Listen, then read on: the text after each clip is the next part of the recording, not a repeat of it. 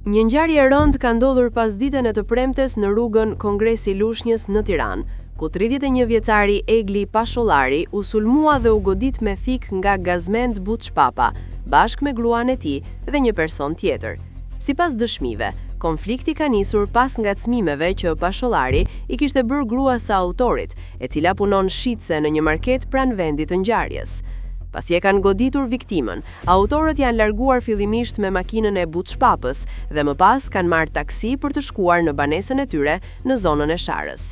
Pas ngjarjes, Gazmend Buçpapa është arratisur dhe aktualisht ndodhet në kërkim nga policia, ndërsa gruaja e tij dhe prindrit janë marrë në pyetje dhe kanë konfirmuar versionin e dhënë nga viktima për ngacmimet.